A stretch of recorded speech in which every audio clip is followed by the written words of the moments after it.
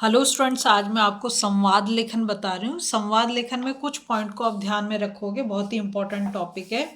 एक तो जब आप संवाद क्या है कि दो लोगों के बीच में या तीन लोगों के बीच में बातचीत को ही हम संवाद बोलते हैं। पहली चीज़ तो इसलिए डरने की बात नहीं है, जैसे आप बातचीत करते हो किसी के साथ वही संवाद है, ठीक है।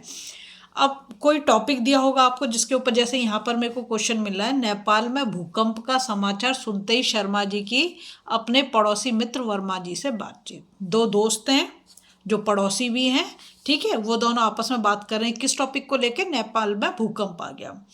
तो जब आप लिखोगे जो भी एक्सप्रेशन होंगे उसे आपको ब्रैकेट में डालना है, ठीक है। पंक्चुएशन मार्क का आपको ध्यान रखने का, कहाँ कॉमा आएगा, कहाँ फुल स्टॉप आएगा, कहाँ क्वेश्चन मार्क आएगा, ठीक।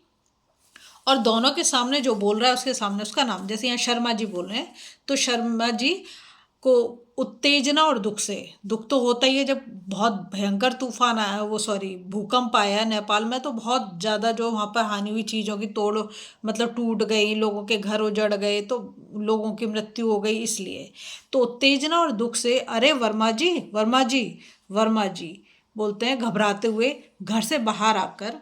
हाँ शर्मा जी क्या हुआ? शर्मा जी, अरे आपको नहीं पता चला, नेपाल में भयंकर भूकंप आया है। तो देखो ऐसा लग रहा है अभी देख करके कि जो है वर्मा जी को ज़्यादा बातें पता नहीं है। वर्मा जी दुख की तीव्रता में, मतलब अपना दुख दिखाते हुए कि जैसे सुन के उन्हें बहुत ज़्यादा दुख हुआ है, क्या कहा? भूकंप नेपाल में कब? एक्सप्रेशन भी आपको वहाँ पे दिखाने पड़ेंगे, ब्रैकेट में दिखाना पड़ेगा, ठीक है। शर्मा जी, अभी सुबह सुबह?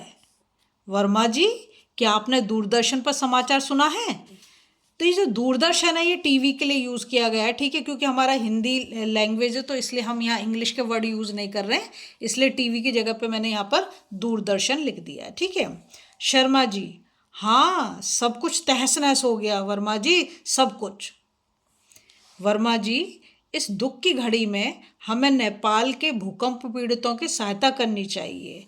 शर्मा जी कहते हैं, हाँ वर्मा जी, यह हम सबका नैतिक कर्तव्य है। तो देखो आपको सेंटेंस बहुत ज़्यादा नहीं लिखने, मतलब 50-60 वर्ड्स में आपको लिखना चाहिए। ये बहुत ध्यान रखना, जो भी एक्सप्रेशन है उसे आपको ब्रैकेट में डालना जरूरी है, ठीक है, जिससे पता चल जाए कि सामने वाला अब बात को सुन के कैसे रिएक्ट कर रहा है, कैसे जवाब दे रहा है। इस चीज़ को आपको बहुत ही ध्यान रखना है, ठीक है। यहाँ पर जैसे दो लोगों के नाम लिए हैं, शर्मा जी और वर्मा जी, दो से ज़्यादा लोग भी हो सकते हैं, टॉपिक कुछ भी आ सकता है, आपके एग्जाम से रिलेटेड आ सकता है। आपको सिर्फ ध्यान देना है कि आपके क्वेश्चन में क्या पूछा गया है, और कम से कम दोनों की तरफ से आपको 6-7 डायलॉग तो लिखने ही लिखने हैं, ठीक है। और पंक्चुएशन मार्क का भी आपको बहुत ध्यान रखना है। अगर आपको वीडियो पसंद I please like share subscribe कर दे, फॉलो जरूर कर दे।